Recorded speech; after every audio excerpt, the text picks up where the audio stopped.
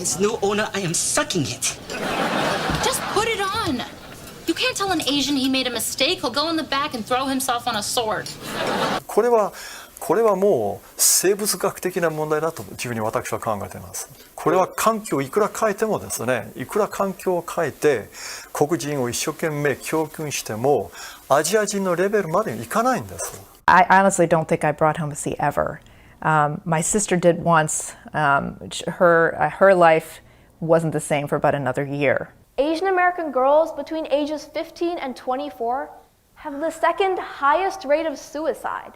She's now a successful surgeon, author, professor, and mother of 2 young children, the embodiment of the modern Asian family. And pointing to successful Asian people allows you to argue that racism doesn't exist, and that any socioeconomic problems that blacks or Latinos face is because their culture or their DNA is inferior.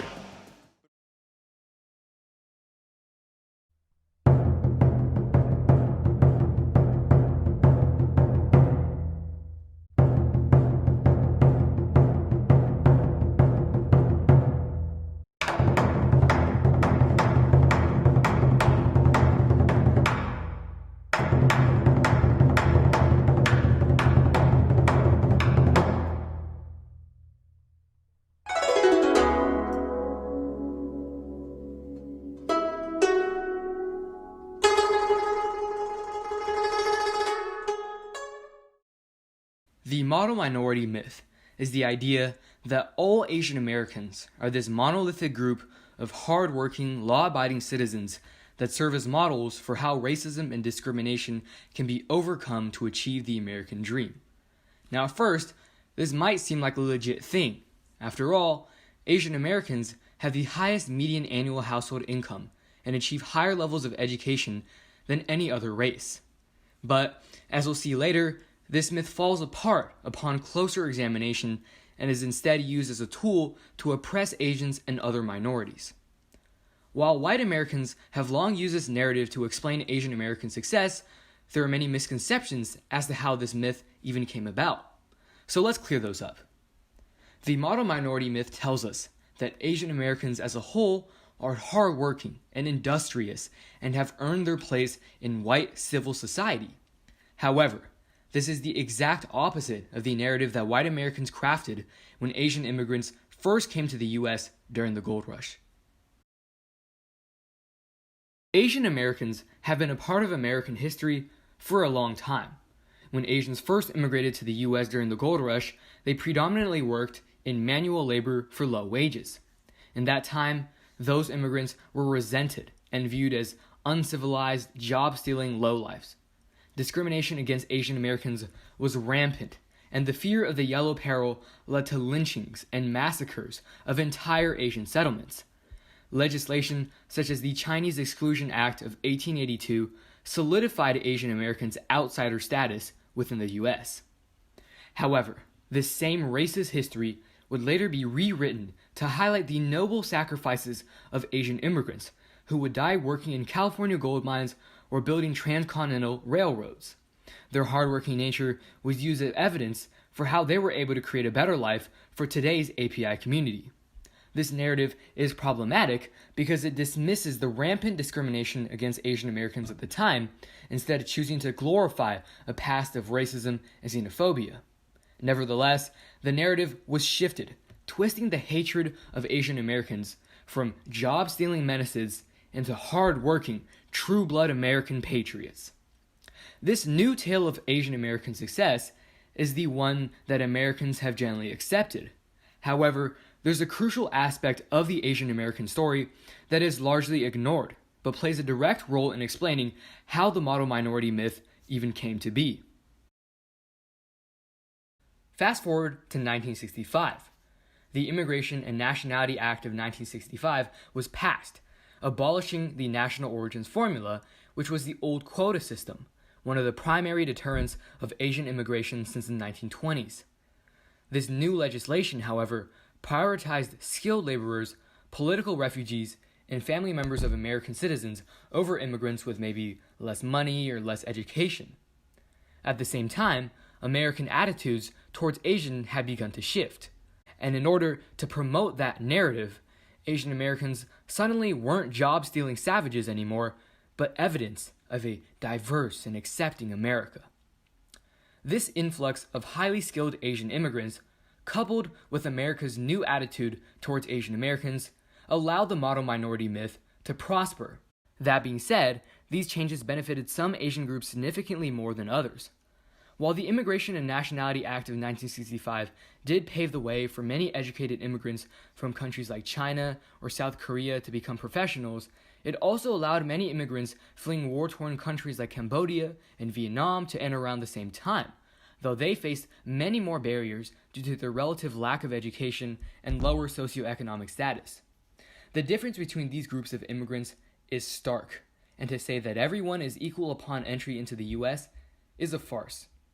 This opportunity gap between different Asian ethnic groups still exists today. Let's look at education. Several South and Southeast Asian groups have dropout rates much higher than the average for all Asian Americans and the average for all Americans, period.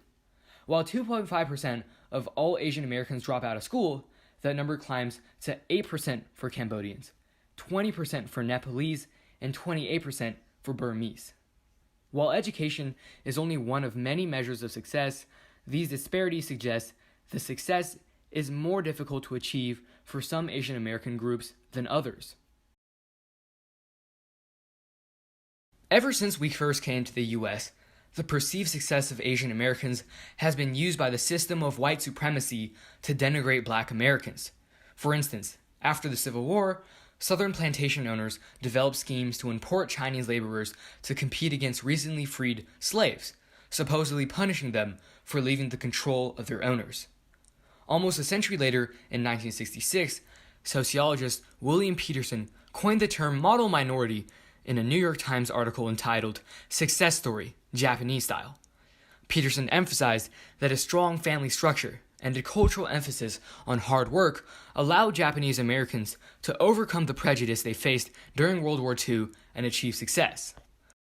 In his article, Peterson was quick to contrast the successes of Asian Americans with African Americans. He writes, "Like African Americans, the Japanese have been the object of color prejudice.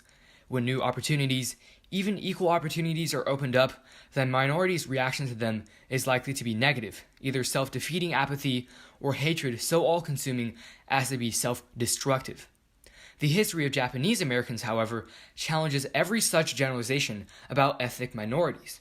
This idea was applied to Asian Americans as a whole.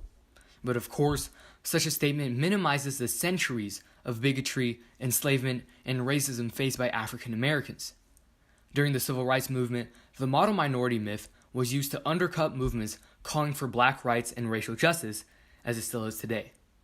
Perpetrators of the myth use it as an excuse to keep systemic racism intact by ignoring the existence of white privilege, white supremacy, and absolving responsibility for racism. As writer Frank Chin once said of Asian Americans in 1974, "Whites love us because we're not black." But even though the model minority myth is used as a tool of white supremacy to divide and cause tensions between Asians and other minority groups, there are many examples of solidarity as well. Asians have been a part of the Civil Rights Movement, the Black Panthers, the United Farm Workers Movement with Cesar Chavez, and more recently too, such as protesting against the detainment of immigrant families at the US-Mexico border. Famous Asian activists include Yuri Kochiyama, a close correspondent of Malcolm X who also worked on reparations for Japanese internment, or Grace Lee Boggs, who was an organizer for the 1963 Detroit Walk to Freedom, attended by MLK himself. The Black Lives Matter movement presents an opportunity to further unify the Asian and Black American communities.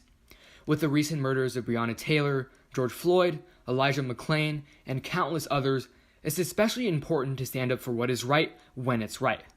Now, as the U.S. sees mass uprisings against racial injustice and police brutality, some see a chance to continue the history of solidarity and put the history of division to the side. To quote Jeff Chang, Asian Americans owe so much of their presence in this country to the black struggle for freedom. We want to be on the right side of history, and that side is squarely in fighting against anti-black racism. This all ultimately means that we have to dismantle the model minority myth. We are not a monolith. Not all Asian American groups are extremely successful, and the ones that are statistically successful are only that way because of exclusionary and restrictive immigration policies that prioritize educated immigrants. By understanding the history and fallacies of the model minority myth, we can work towards a better future for all in firm solidarity.